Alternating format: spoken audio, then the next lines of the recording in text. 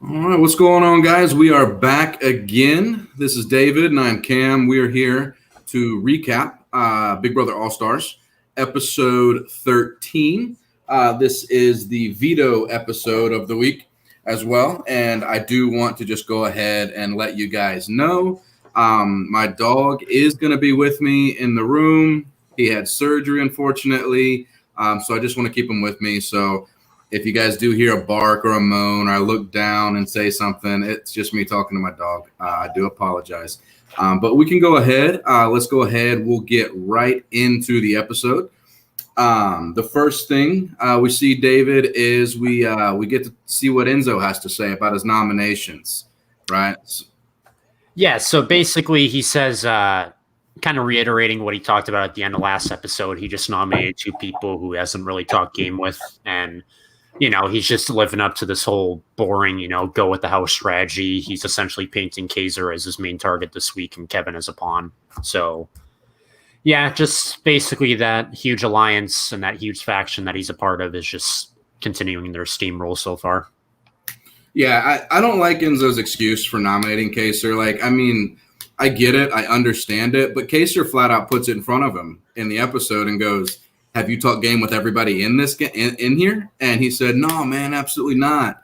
Whereas I think Enzo was trying to pull the whole, this is my excuse, rather than just say the entire house wants you. Right. And segueing into that, the next scene we see where Kazer and Kevin check in with Enzo, I feel like that was handled poorly. The first one was handled poorly by both Enzo and Kazer, as for the reasons you just said, where Kazer was like, you haven't talked game with other people, so why are you just spending it on me? Like, that was a perfect response. But, Enzo can see right through when Kazer says, like, if I stay, I want to work with you. Like, that definitely doesn't seem genuine. So that was kind of an error on Kazer's part. But, there's a lot of errors in this episode that we'll get into that I just couldn't believe that I saw. I was like, this is an all-star season. We're seeing stuff like this. Right. But yeah, so Kevin basically says that he's blindsided by the nominations. I don't understand how he can be blindsided. He doesn't have anybody in the house. And, everybody else seems to be in an alliance with the exception of the other nominee. Right. I think he was only blindsided just because of what you said, where he has no one. So maybe just no one clued him in on it. But, right. Us as viewers definitely could have seen it coming, for sure. Yeah. And he calls himself, what was it? He's a queen, not a pawn. Yeah. And I'm just like, all right, man, start playing like one then. Stop sitting there boo-hooing all the time, acting like everybody's against you, and get out there and do something, which, later in the episode, we'll see. So Kazer and Enzo, they're then talking. They're talking about the nominations. And basically we kind of address what's going on there is Kazer goes up to talk to him about the nominations. Enzo's like, you haven't talked game with me at all. This is just kind of how it's going to be. And Kazer goes, yeah, well, let's see if we can work together. And I didn't understand that. Like, it's very clear that that's never going to happen. I understand Kazer wants to try to make that happen, but it's almost like he's banging his head against a wall for no reason. Yeah, Kazer's just looking for anyone and, take a bite of, the food he's offering, and it's just not working out. So I understand the pitch from Kazer's perspective, but yeah, I mean, Enzo, you don't even have to be as good of a social player as Enzo to understand that that's just, not going to happen at all. They're just never going to be able to be on the same page. So, right. Yeah, they're both at a stalemate. Yeah, and Cam and the other Sam, you guys, we said this a couple weeks ago. This is kind of what Danny does. She gets in there, she gets in a good spot, she gets in a good alliance, and she, for some reason, feels like she's not playing hard enough, or she has more control than she does, and she ruins it.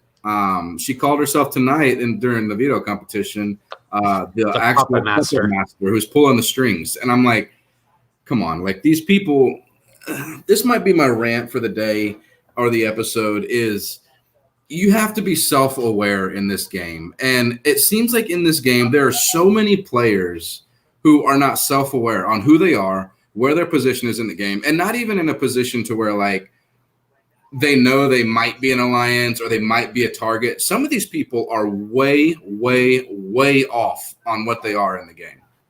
Well, and I'm sure we're going to get into that later with Bailey because she also had a questionable segment in this episode. But yeah, I mean, I don't know if that was just the DR forcing Danny to say that or if she actually believes it, but it's just not a good look. And, you know, a lot of these players in the house, like you said, they don't really understand their positioning. And when someone like, I'm sure we're going to get into this as well, but when someone like David is making the most sense in the episode tonight, you know, it's just been a cluster bleep of a season. Oh God. Yeah. Well, and we'll get into some of that too when we get deeper in this episode, because I think there's 3 situations I'm just like, what are you guys doing? You know, but yeah. So Enzo kind of ends that Kazer conversation with basically like, yeah, man, we have a great relationship. And as he walks out, we see a DR where Enzo goes, yeah, we got, you know, one of them long distance ones when you're out the house, you know, just an Enzoism that, you know, I love so much. Like we've always said, anytime he's on there, keep him on there. I just want to listen to him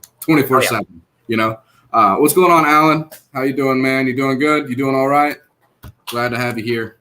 So I've actually got written down, because there was a lot that happened in this first segment. There were a lot of conversations going on.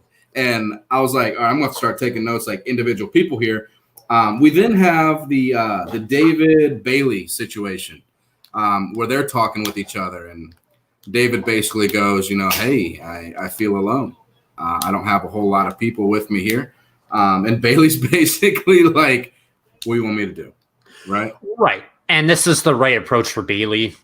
This is really kind of, I keep saying textbook Big Brother, but it really is textbook Big Brother. Like, don't stick your neck out too far for other players if they really don't have too much of a benefit for your future game.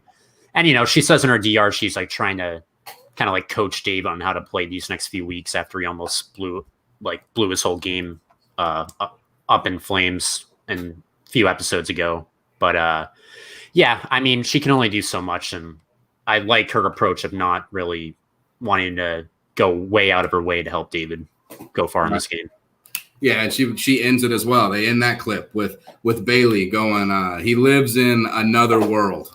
Right. So, she's just stressing out over it. Yeah. Yeah. So nobody seems to understand David in this house. Like nobody. But do I see Ian putting up Danny if Ian wins HOH next week? No, I do not. The reason being is if Danny and Nicole are still tight, then Nicole's going to fight to keep Ian in the house. So I don't see, unless Danny decides to do her own thing, I personally don't see Danny putting up Ian.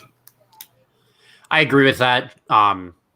Yeah, I mean, that relationship is just crucial right now. And, you know, if Ian is truly secretly working with Nicole F., he doesn't want to make her mad by putting up Danny. But I would say he definitely will put up 2 people from like the committee or the Slick Six.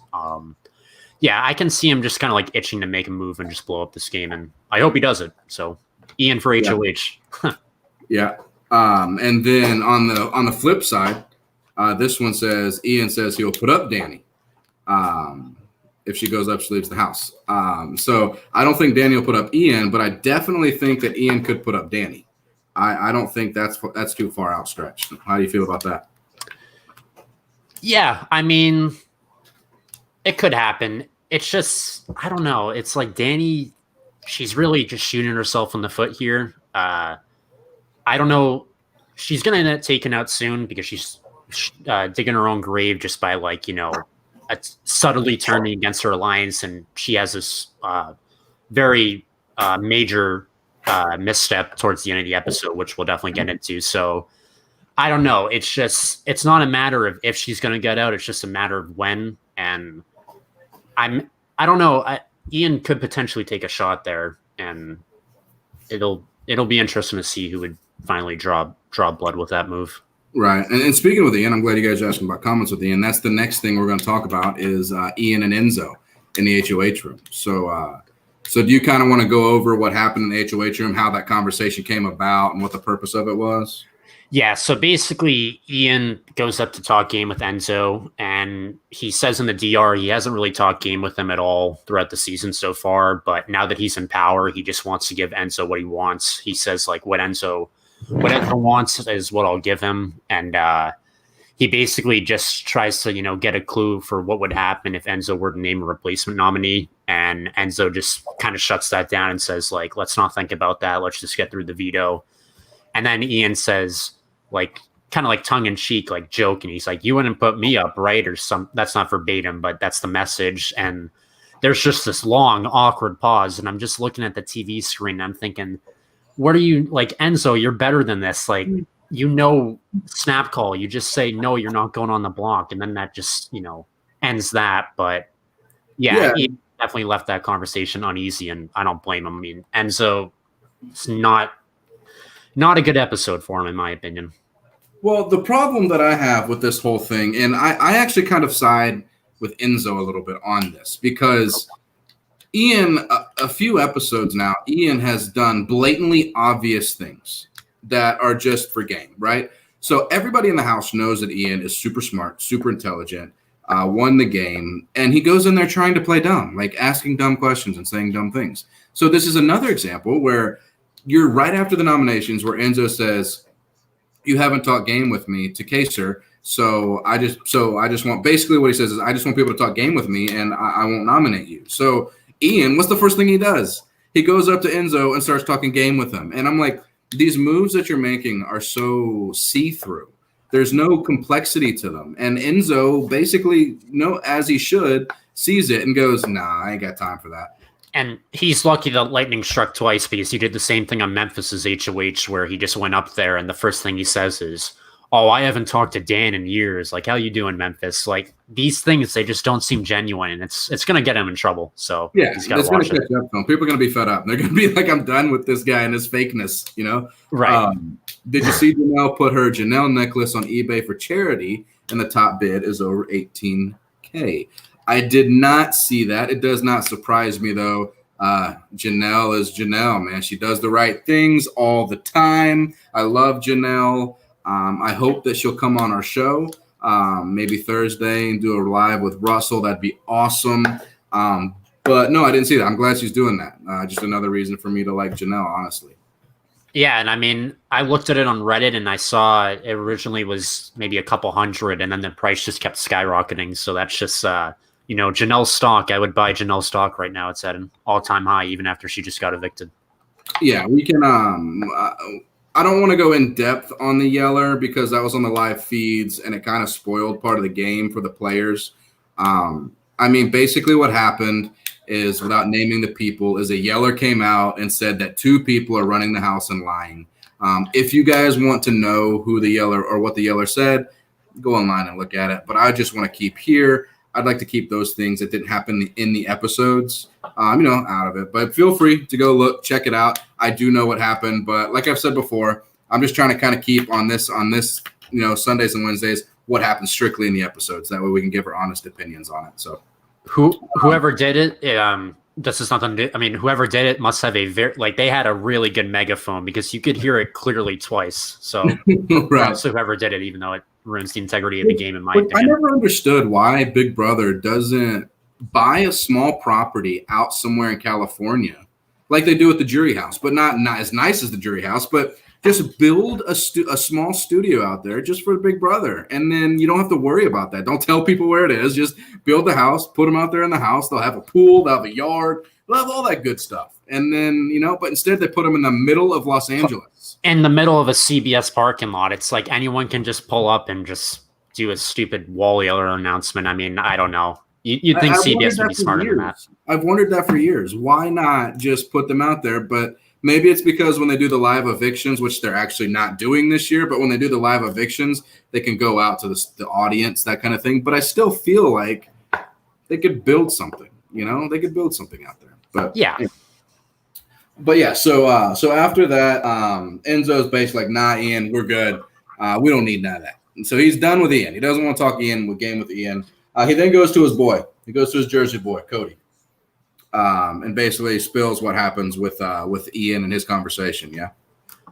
Yeah. So basically, they're just like talking shop on Ian, and Ian's kind of on their radar. He's been on a lot of people's radar now. It's not really like people haven't obviously taken a shot at him yet, but Cody literally did a scouting report on Ian's game in 14. He's like, he won 4 HOHs in the second half of this game. Like, he beat arguably the greatest player of all time in the final 2. So yeah, I mean, whenever the move is made, it's going to be made. But I mean, two people, all it takes is Cody and Enzo just to spread, that Ian target to the rest of their alliances, and it could spell trouble for him. Which one of the things I was confused about is Cody said that he won HOH on week 7, week 9, week 11, and week 13. Is he counting week 13 as the same week as 11 for the part? Because I don't think they had 13 weeks. I could be wrong, but I don't think they had 13. I think he's saying, he had the weeks wrong, but I think he definitely – I remember him winning 4 HOHs definitely down the stretch, but I want to say there was only 75 days that season or something like that. It was definitely not like the 100-day seasons they usually have now, but yeah. I don't think it's boring. I think there's things going on. I think we're building towards exciting episodes because right now we're easing out of the honeymoon period. We're entering the actual gameplay period, which this week I don't know what happens, but if we'll just go ahead and bury the lead here. If Christmas goes home, that could shake everything up, right? And I'm not saying it can't happen, but I think we're building towards exciting episodes. I don't have a problem with this season. There's people talking. There's gameplay being done. People are trying to win competitions. But BH, if you'd like, in the comments, let me know what you look for in a season. Tell me why you think it's boring, what interests you, and we can talk about that as well. But for me, I'm interested in the season. I think it's a good season. And I will agree with BH. It's definitely boring right now, but it's like any good book. I mean, it has the rising action, and we're soon about to hit the climax. And if I had to put money on it, the climax is definitely going to be the downfall of this alliance. I mean, we're already seeing the cracks with Danny, people like Tyler and, Davon and Bailey maybe potentially having some mistrust there. We obviously will get to the scene where Danny slipped up in front of Nicole. So Memphis obviously rubbing everyone the wrong way. So, I mean, every person in those two factions definitely has the chance to, break the whole thing loose. And that's the group I would say. I mean, as much as they're playing like a boring game, they are playing a dominant game right now, but they're going to be the ones who are at the climax and the ones that, determine the remaining path of the show. So I would pay attention to those 9. And when they break up, I mean, everything's going to break loose. And I feel like we're in for a good second half. Yeah. The last thing that Enzo and Cody talk about is basically how Enzo wants to make huge moves. He either wants Kazer to go home or he wants somebody else with a big name to go home. He does not. He says flat out he does not want to send Kevin home. So Kevin's a true pawn. There's, not very often do you see a true actual pawn, but I feel like this week, no matter what, Kevin was never going home. Right. I mean, yeah, it's just, for whatever reason, even though Kazer's by himself, just association with Janelle automatically means you're a target. So it would definitely, it's very easy just to rally the troops against someone like Kazer and his reputation in the game. Even though he's never made jury, he's just still so threatening. Which I'm so excited of the possibility that Kazer could stay and then win HOH and throw everything up. Like we said, we don't know if that happens, but I'm just saying I'm excited at that possibility. What is this? Let me read this before I post this out here. Okay, yeah. Let me just read that. I'm not sure. Random fun fact: this is the first season an African-American male makes it to the jury phase of the game since the last time Kevin Campbell played Big Brother. Are you talking about this season? Yeah, I think it's been. So what this person is saying is first time in, what is it, like 11 years? Yeah. Oh, wow. Really? I never really thought about it, but that's awesome. Maybe Kevin's the one to do it again. Maybe. But yeah, when is jury? We still got 2 or 3 more evictions, right? We have this week and then next week. So in 3 weeks' time will be jury. Oh, okay. Cool. So yeah, 11th place is when jury starts. I'm assuming it'll be final 2 with 9 jurors again. So 3 weeks from now. It's moving quick then. I thought we still had about 3 weeks, but it's moving pretty quick. So we moving on through the episode. We have a new morning show, guys, in the Big Brother house. It is Memphis and Kazer. And what they do apparently is they're going to sit as Memphis drinks coffee, and they're going to guess the headlines because, as you guys know, as Big Brother fans, in the house. You don't get a phone. You don't get a pencil. You don't get paper. You get nothing. And before you continue, like, I don't know, I didn't really understand Memphis's line. He's like, I don't think the fans know we get no access to the outside world, no pen and paper, no cell phones. I'm like, Julie says it at the beginning of every season. Of course we know that, Memphis. I think he was just joking around, just having a good time for like the probably TV show, talking to his audience, Okay, probably went over my head. But some of the things they said that they thought were going on, we've got Kim Kardashian doing a book tour in Africa. We've got Donald Trump watching the live feeds as if he doesn't have enough to do already. He's going to watch Big Brother. Let's see, what's another one? Janelle for president. Janelle for president. And then the one that personally offended me is LeBron loses in the NBA Finals. That one kind of hurt that they're predicting that because, hey, diehard LeBron fan. I'm a Celtics fan. All right. Caused me a lot of pain. And the last one was, it's been about 4 weeks since they've been in the house, so Kevin Hart's probably come out with 5 movies. So I thought that was pretty funny because that's kind of true. Like, he puts movies out all the time, Right, and then we cut to that, Janelle for president montage where they show her black and white picture on the diary, on the memory wall, and then you have the 2 American flags, and like, Janelle for president, she'll make America fabulous again. So just like the corny stuff. It was funny. I mean, it's just a filler segment, but I like the comedy. Right. Yeah, they're not allowed pencil and paper because they don't want you writing notes and stuff. Everything they want to be able to get caught on the audio. So if they give you pens and paper, you can basically fly a note to somebody, pass notes without other people seeing. They want everybody to vocalize what they're trying to do. Right. This isn't like middle school, Hey, pass this to them at lunch. Right. Yeah. Which there's been times though in past seasons where people have found ways around it. Like I think Rachel spelled out vote out Jeff or something like that when she got voted out of her season and Brendan was still there or something like that. I can't remember who it was. But yeah, she came in and arranged like serial alphabets and like spelled something out and said, vote this person out or don't trust this person. If you guys are in the chat and you know what I'm talking about, put it in the chat for me and remind me. But I know Rachel spelled something and the house was like really mad because you're not allowed to do that.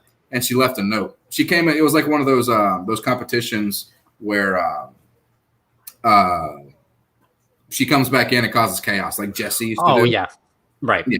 So there's also another one where this is a little different, but Evil Dick found a way to cheat the game in Big Brother 8 when he I think he got had a household like a letter from home, I think from his son or something like that. And it was coded. Yeah. It was coded to tell him like who to trust and who not to trust. So that was sneaky creative by him. And then I remember that is crazy creative. Like I never in my life would have thought that, but he actually told his son if he wins HOH to code it for me. Yep. Wow, that's crazy. I remember that now that you say that. I'd forgotten about that. And then another one was Dan right before Keisha left in Big Brother 10. He actually, I guess maybe they had pencil and pen back then because he wrote. We'll get to that in a second, but he wrote a note to Keisha, like explaining something to her that basically won her the vote. So maybe it was after that season where they took away pen and paper. But he said, Cam K said move. Probably me too. But yeah, so moving on, we have the Kevin and David conversation just before Veto. Basically, Kevin says to David, hey, if I pick you with house guest choice, would you play for me on the Veto? And you go. Sorry. No, go ahead. So this is, in my opinion, the best segment of gameplay displayed in this episode by the 2 people who have ironically been out of the loop in everything and have almost blown up their games multiple times. Yeah, I mean, Kevin has a good idea reaching out to David because he's like, I'm an outsider, you're an outsider. Let's see if we can try and build a relationship together and make something happen. And David's completely on board with that. He's like, I know I'm an outsider. We need to start blowing things up or else it's just going to be a steamroll. So, yeah, they definitely both had the right idea there. Right. Yeah. Sorry, let me just mark this real quick. So let's just skip ahead a little bit and we'll come back to something here because I really want to talk about this Kevin David situation. So when we go to the Veto competition, like we said, it's a puppet master. So basically, I'm surprised Paul didn't host it. Oh, right. Yeah. I would have turned my TV off. We wouldn't have done a recap if I saw Paul come on this. We would just skip the recap. But anyway, so basically what they do is they have to kind of like that old NSYNC CD cover, the no strings attached, if you guys remember what I'm talking about, where they're like hanging on and stuff like that. That's basically what it is. So they're moving strings, pulling legs, pulling arms. Kazer goes out first, Enzo shortly after, Tyler after that. And then it's down to Kevin, David, and Bailey. Bailey's a yoga teacher or yoga instructor, so she felt like she was pretty comfortable. And then guess what? She falls. So now we're down to, and this is why I wanted to skip ahead a little bit. Now we're down to Kevin and David, right? These two have a deal. They have a deal. Why did Kevin not talk with David and just be like, David, we have a deal. I'll go. We're both safe and build something. Kevin has nobody. He's not the target. So no matter what, he's not going home. Why would he not let David win that veto and see if David protects him? Right. I mean, that's a good gamble to see if your read on David was correct. I agree with that. And also, if David wins, that saves David and it can save Kevin. So, it's high reward and neither of them go on the block. So, yeah, I mean, I thought Kevin was going to drop there too. And it just makes sense. Neither of you have anybody you trust. You know that you're up against the biggest target in the house, so you're not going home unless something crazy happens. And David pulls off Kazer, which there's zero indication of. I mean, you should let David win that. And you force Enzo to make an even tougher decision because obviously we didn't see it in the episode. But if you're going to put up another pawn against Kazer, David's just a clean cut option, as we talked about, because he's just so unpredictable with his gameplay so far. So having David not only save himself by winning, but also take Kevin off the block, it just narrows it down to potentially a tougher group of people to choose from as a replacement. Right. I thought that was a mistake. If I was in that same situation, I would have let David win. That's just me. That might be just the gambler in me trying to build something. But if I've got nothing and I'm on the block against the biggest target, I'm going to try to make something happen. Absolutely. Yeah. So Enzo, Kazer and Bailey. So we'll backtrack a little bit, guys, to back before the veto. Kazer and Bailey are talking, and Kazer basically goes up to Bailey and seems a little bit condescending to her. I didn't think it was too bad, but do you kind of want to go over that? Yeah, so basically Kazer is just trying to see if he has any chance of having, Bailey help him out this week. And he's just feeling her out, and I can understand, I guess he said, like, you're not in that core group with, obviously he's referring, I believe, to Nicole, Danny, Cody, Tyler, that whole faction, possibly with like Enzo involved. But he's basically saying that she's not in that core group, and she takes offense to that, saying, don't tell me how to play the game. You're being awfully condescending. And I can understand why she thinks it's condescending, and it can easily be interpreted as that, but I feel like Kazer was just being genuine, and he was just trying to be persuasive when saying that. And obviously this conversation, as it proceeded, continued to not go well. She just basically said, like, I don't know what I'm going to do with the veto. I don't need to make any conversations or any decisions right now. Don't tell me how to play my game. So yeah, it was just not a good conversation for Kazer, and I feel like that was the last person he was holding out hope for, and it didn't go well for him. And Bailey just used the reasoning that even though you're friends, even though you were with Janelle, doesn't mean I'm automatically with you when she leaves. So yeah. And just to add on to that, Bailey also proved to be oblivious to the whole thing in this conversation, realizing she still thinks she's part of that core when Tyler, Danny, Enzo, and Cody aren't really true to her and Davon. So yeah, just not a good look for both of them. It's kind of it's not looking good for Kazer right now, and Bailey is probably going to get a rude awakening on the house dynamic in a couple weeks. Yeah, that's what I was going to touch on. He's basically outing your alliance to you that you think you're a part of, and he's the biggest target in the house who has nobody. And your response is basically, I'm playing a better game than you. You just don't know it. Don't talk to me like that. And it was kind of like, I'm like, why do you respond that way? Again, a guy's on the bottom. He's probably going home at this point. He's probably going home. Why not just give the man the courtesy of talking with him? Because if he does happen to stay next week, guess what? You're one of the few that talked game with them and said, yeah, if the opportunity's there, I'll help you out. Even if you don't mean it. You can just tell him, hey, yeah, I mean, if you're here next week and there's something we can do, yeah, come talk to me. Don't, because now you've burned a bridge. If he does stay, guess what? You might be at the top of that list. Right. And yeah, it just can't hurt to hear him out. And, she's just, I don't know why she just wasn't feeling that whole conversation. So Bailey's an odd character. Right.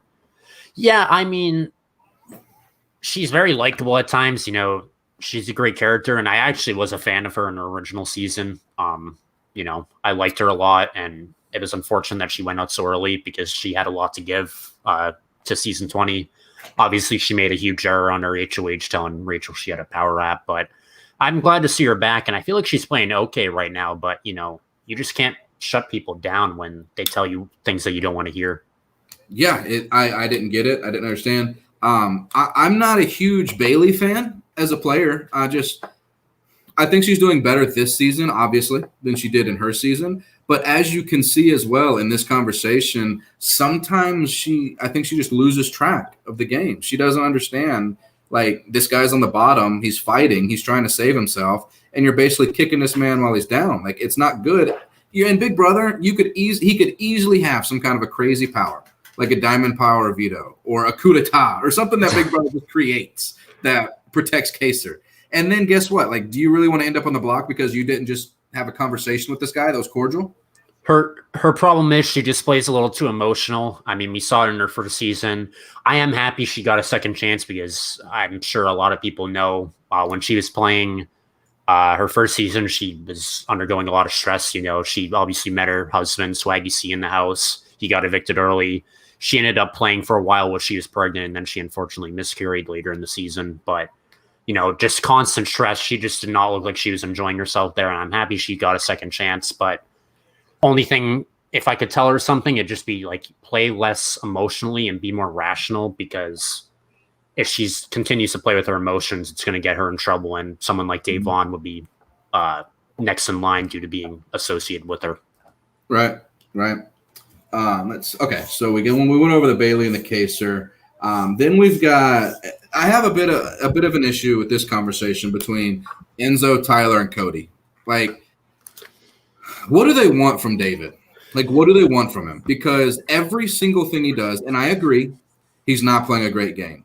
But no matter what this man does, they just beat him down. And I'm just like, what is it you want from him? Right. I mean, I would even say he had the best episode tonight, even though we didn't see much from him. But I mean, honestly, it's like I even wrote that down. Like, they're not even working with him. Like, what do they want from him? Like, they just expect him to be perfect. And then maybe Memphis just started the hate train on David. He's a rookie. He's, let's not take him seriously. And now that, we have Janella-C, maybe there's like David-Lassie, I guess. Hashtag that somewhere. But I mean, it just doesn't make sense. He burns this from his point of view. He burns the bridge with the alliance with Tyler and all of them. Then he burns the bridge with Devon and Bailey, and he knows that. He knows that he's on the outs. So I would argue that those three are oblivious to the fact that David is aware he knows he's on the outs. They don't think they have him in so good, and he's just fighting against them, not knowing what he's doing. They were extremely cocky in that scene, and they don't realize that David is finally coming to realize, like, he's an outsider, and all it takes is all these outsiders, ganging up, and they can flip the house upside down. So, a little too cocky. The conversation is as well is it's Cody. I'm drawing a blank. I'm sorry. Enzo, Cody, and Tyler are in the HOH room during the veto. When they were picking players for the veto, Kevin got house guest choice, and as we've already discussed, picked David. And David is playing for Kevin. And they were confused. They're like, why would Kevin pick David? And they got upset because they said that David must have had a conversation saying he'd play for Kevin. I mean, I don't know what they want from him. He's trying to play a game. He may not be playing a great game, but you can't have your cake and eat it too, right? Like, if he's out, he's out. You can't have him out, him trying to keep himself safe, and then get upset at him for it. Right, and it almost seems like why are you talking about him so much? It's like they don't even seem in a rush to get him out. So, like, what do they care? It's just it's weird. And it further, establishes this idea of David being the most interesting player in the house, where he makes you want to rip your hair out when you work with him, but when you work against him, it's like, what is he like? You just still find a way to hate him. I don't get it. It's weird. I know it's a totally weird dynamic, and it's not even Memphis and David anymore. It's just Blossom, like right. Like that whole storyline was just done and over. All right, so then we have Cody, Nicole, and Enzo are sitting in the HOH room, and Ian's name comes up. Right. Right. You want to kind of go over that with Nicole, Cody, and Enzo? Yeah. So Cody and Enzo are basically just talking about Ian again and just saying, no one's talking about Ian right now. He should really be on our radar. We got to really seriously consider putting him up as a replacement. And Nicole really doesn't want that to happen because she's secretly working with Ian.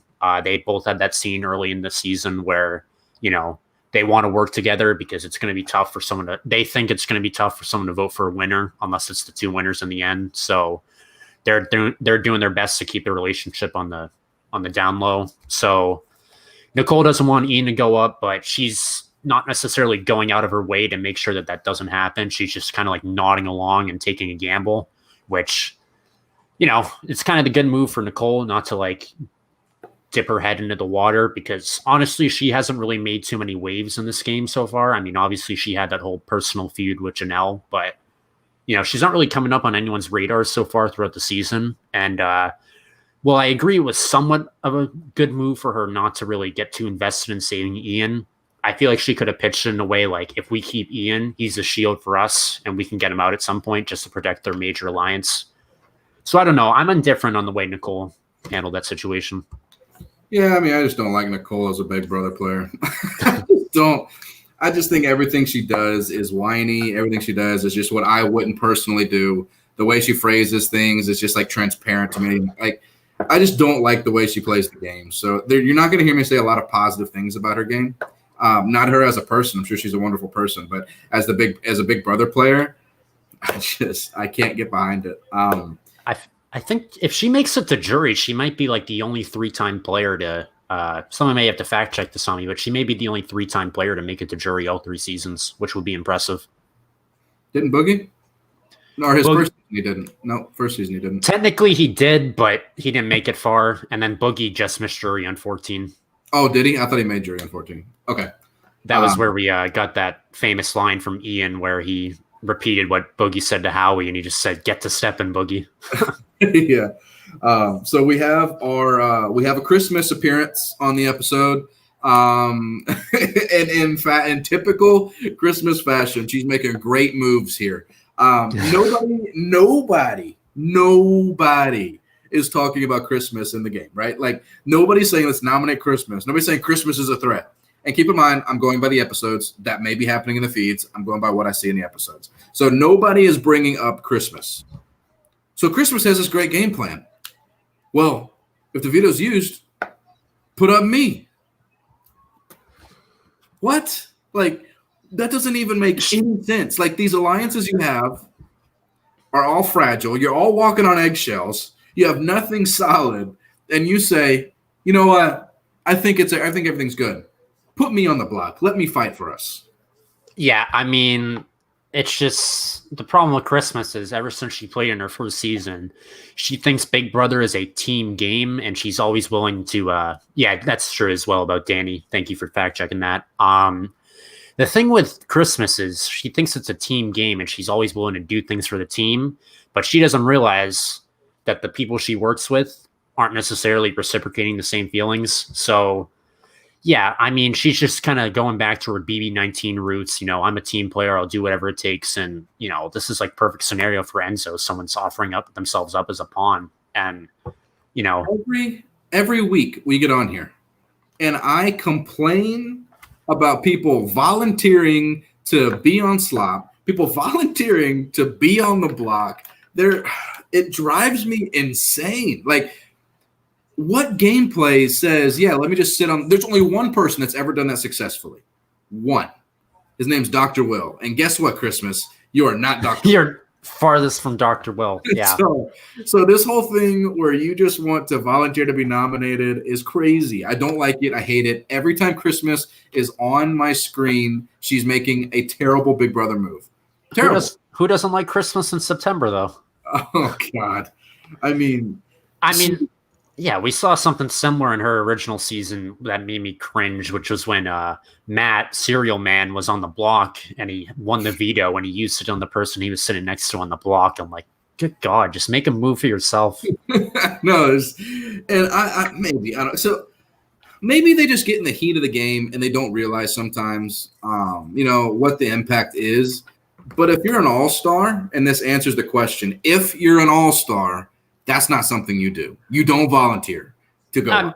And I mean, if I see Christmas up there against Kazer, I would be thinking like Christmas could win all these endurance comps down the stretch. Why not just boot her right here?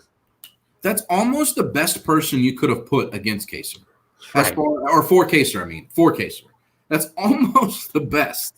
Right. She's basically making her own pitch to get evicted for Kazer. All he has to do is just say, physical threat, vote her out, keep me. That's it. I know. It's insane. What's this? Danny, Ian, and Nicole need each other. I don't know if I would 100% agree with that. At some point, there was a point in the first couple of weeks where I thought Ian and Nicole might need each other because they're winners. But that doesn't seem to be a huge narrative for this season so far. Right. Yeah, I mean, in a season like Survivor Game Changers, the winners were targeted early. JT, Tony, and Sandra went home super early. But in Big Brother, I mean, I don't even think in the original All-Stars was Dr. Will really talked about that much early on as being a winner that needs to go. No, he stood on the balcony and called them all idiots for not voting him out week one. He said he was offended as a winner. He deserved more respect. Right. He has that famous DR where he's like, how am I not on the block? I'm going to do everything I can to make sure you put me up there. So yeah, he got legitimately upset that he wasn't out. He said, I deserve respect. Me and Boogie should have been the first two people out. But honestly, yeah. I mean, it hasn't been much of a narrative so far. You're right about the winners. They're just kind of being viewed as other players. Now, do you think it would have been different if Josh and Casey ended up being on the show and there was 4 winners instead of 2? Like, do you feel like that would have been more of a narrative? Yeah, because then you got 4 winners. Yeah, 25% of the house. Yeah, then it's 4 strong. Yeah, then you got 4 strong. So I agree. I think that would have been different. But with this, I don't think it's a narrative right now. So I don't think necessarily need each other, but I think they could definitely use each other as far as those 3. Dr. Will was never a target. Right, he was the orchestrator from the block, which is why nobody will ever be Dr. Will again, sitting calmly on the block and deciding who sits next to him to go home. Like, that's insane to think about today. In like today's game, that is insane to think about, that he gets nominated and makes the decision every week who to put next to him to go home. That's crazy. He came very close to becoming our first 2-time winner. I mean, one thing goes his way towards the end. Risk that he couldn't get unlodged to win. The one competition he wanted to win is in his entire Big Brother career, he couldn't win, and he missed it by an inch. But I mean, yeah, he told the whole house that he hated them all, and they still voted Jace out 9-0. I mean, just a phenomenal player socially. I could talk about Dr. Will all day. If you guys want, I'll do a video just talking about Dr. Will. But he's not on this season, so unfortunately, we've got to move on. Let's see. I can see a Tyler, Enzo, and Bailey and Davon alliance. Yeah, it's a possibility. The only reason I would have an issue with that particular alliance is it doesn't say Cody. Enzo and Cody are super tight. Yeah, I mean, that'd just be the slick 4. Yeah. So I think Enzo and Cody are the twosome. And that's another. I mean, this obviously doesn't go into the episode, but that's another dynamic that was only visited upon for a quick second, which was Tyler and Bailey's relationship. I mean, they seem to be good with each other in the house, but it'll be interesting to see how that plays out down the line if Tyler's willing to cut her loose again or Bailey makes a move. Right. There was a moment where I thought this season was going to have Dan and Will, and I was just crazy with happiness when I heard that. But unfortunately, it didn't work out that way. So I'm glad you said Slick 6 because that is the next thing we are going to go through here. So basically, Danny walks into HOH And what does she do, David? Tell me what she does. She walks in and she sees Nicole and Tyler in there, and she's just like moping around, and she's like, they want to have a meeting. And then there's just like 30 seconds of silence, and Tyler's just like, what meeting? And a house meeting? And she's just like awkwardly looking at the mirror. She's like, oh God, did I just say that? And Nicole's just like, what are you guys talking about? And she's like, they want to have a meeting. And then she just walks away. So Tyler just basically says, I don't know what happened. I guess Danny just slipped up. And then Nicole says Danny slipped up as well. So yeah, she's just really, as I said, this episode and the last episode, I believe, they're just really setting up a Danny downfall to happen. It's just not looking good for her. Did she know that she made that mistake when she left the room, when she left the HOH room? Because I think what's going on in her head is she walks in, she sees Tyler and Nicole. She knows Tyler's in the Slick Six, and she's tight with Nicole. So she just goes ahead and opens up the information. I don't think it clicked right away that, wait a second, that's not all of us. Like, I have two alliances sitting in the room right now. Right. And Tyler really picked up on that. And we saw for like the last portion of the episode how he's really dialed in on Danny and, getting her out eventually. But Nicole just kind of said, oh, she slipped up, whatever. So I don't think that affects the Danny-Nicole dynamic. But for the rest of the alliance, yeah, they're really, really on to Danny at this point. Enzo wants a Brigade 2.0 so bad. First off, there'll never be another Brigade, all right? Like, the Brigade was awesome, one of my favorite alliances ever in any show. But I think he could make it happen. He already has Cody and Tyler. Who would be the fourth? It's not going to be Ian. He wants it Memphis? to be David.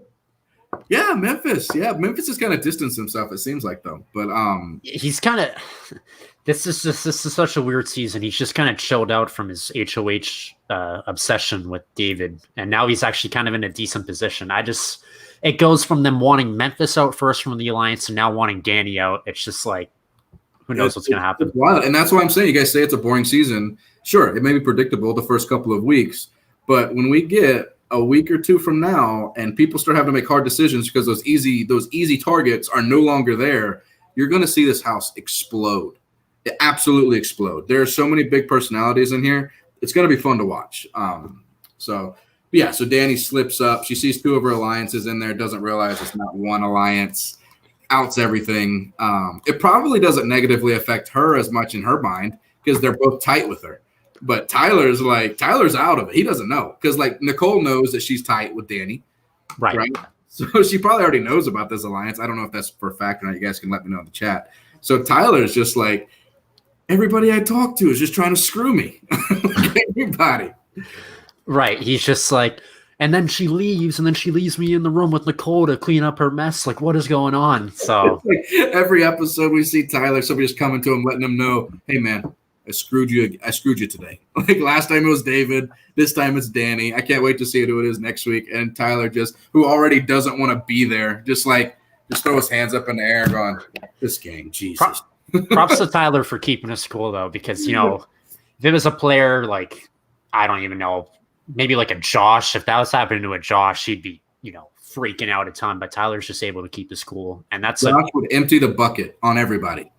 He would empty the bucket on everybody. Pots and pans. Oh, God. I hated that, by the way. Oh, my God. I hated that so much. It was so awkward. The Josh Pans thing. Rockstar's was more awkward. I like Rockstar and the whole daughter's birthday thing, but when she did it with Brett, I'm like, this is so stupid. But I digress. Wait, Rockstar was the birthday? No, that was her kid's birthday. Rockstar, I can't believe on my daughter's birthday that you did that to me. Sorry, I'm not trying to laugh at her kid. It's just it was funny. It was funny. Unintentionally funny. Yeah. So as we said, Kevin uses the veto on himself.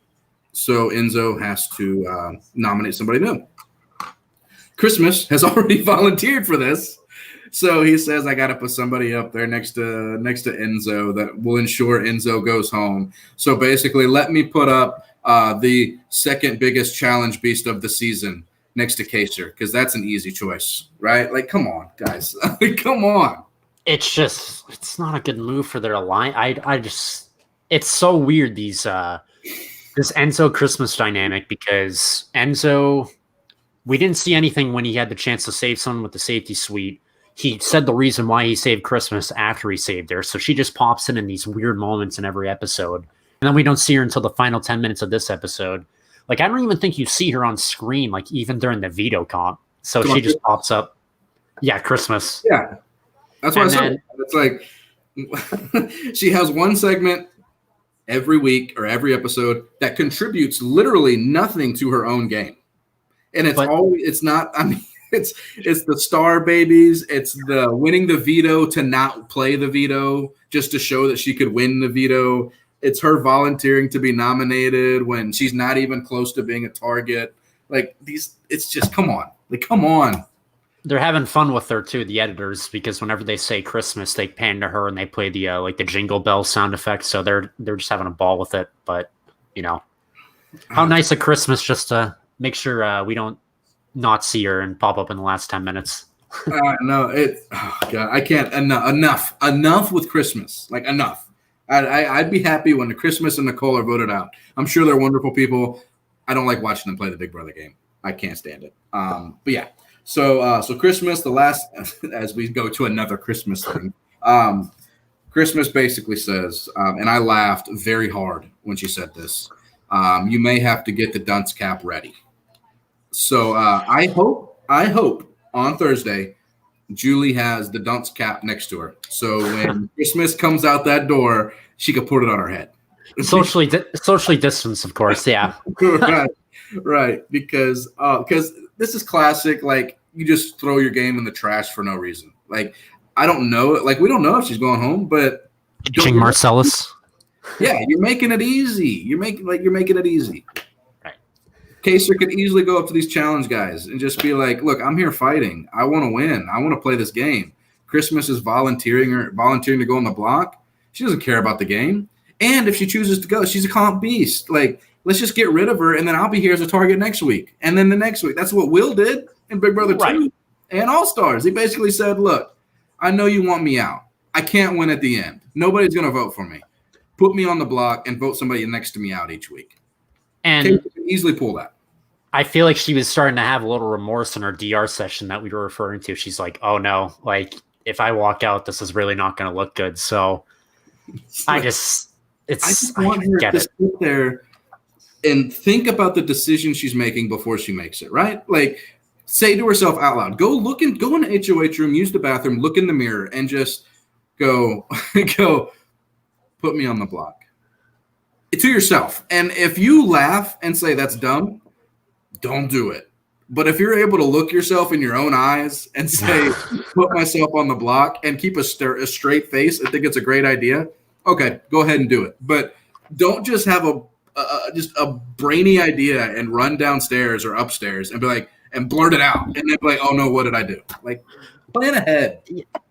And Josh, and season 19, Josh wanted to take her to the end. He's like, "I want to take you to the end. Can you guarantee final 2 to me?" And she just looks at him and she's like, "I'm not going to guarantee anything right now." It's like, just say yes. You could have won $50K. You walked away with, I mean, technically nothing, but really like 25,000. But still, like, exactly. We're at a good point in the season for this too. In the chat as well, guys, I want to know who you guys think will win the game. And David, I'll let you take this one first. Okay, this is really. Huh. We haven't done this in about 2 weeks, so I'm just curious to see who you say. This is tough. I mean, with everything going on, like, I'm not gonna. With everything we're seeing strictly from the episodes, I feel like we could be seeing one of the two Jersey guys, Cody or Enzo, taking it. I feel like they're just in a good position right now. They're both well protected. They both have the ability to, persuade people socially, win comps when they have to. So if I had to say, I'd pick Enzo, honestly, because Cody's probably going to get himself targeted for being too much of a physical threat. So I'm going to go with Enzo. Yeah, that's what I was going to say. I was going to say Enzo. I think the final 4 we're looking at is going to probably be the 4 guys. I think the final 4 is going to be Cody, Enzo, Tyler, and Memphis. Unless at some point, if Danny or somebody wins HOH and makes a move, puts both up, and replaces him with another one of them. But I don't think that'll happen. I think those guys are for tight, and I think they could legitimately win almost every competition. Honestly, I mean, I thought Memphis was going to have a tough time in the comps, but I mean, he swept the week he won HOH. He won the HOH and the Veto, so he can play. We talked about how Enzo, he's coming to play this season. Complete turnaround from 10 years ago. We already know how Tyler is in comps, and Cody, we already know how he is. I mean, just they've all got the full package when it comes to the Big Brother game. And so this goes back. I'll go ahead and I'll address this too. We're naming a bunch of men. This goes back to what Janelle said as well in her eviction to Julie. If they would have cast stronger women with like more, I don't want to say backbone because that sounds condescending, but I mean women who, when they come in to play the game, they have no fear. They'll win comps. They'll play the social game. They'll do it all. They want to win. Because in All Stars, they had some savages in All Stars. They had Danielle Reyes. Yeah, Danielle was a savage. Danielle, Janelle. I'm drawing a blank now that I'm saying this, but Diane, Allison was a good player. I mean, there were some strong women. Nokomis early out. Nokomis 5-finger plan changed the game. Created the back door. But yeah, and I wish there were stronger women. Danny's strong and Christmas is strong, but after Janelle left, wouldn't you say that's probably it as far as the strong women in the game? Yeah, I mean, Christmas is physically strong. We keep bringing up Christmas, but just like, yeah, she's just always willing to. I'm not going to say she's not mentally strong, but yeah, she just doesn't have the right mind. She has a team mindset rather than an individual mindset, which just isn't going to work for you in Big Brother.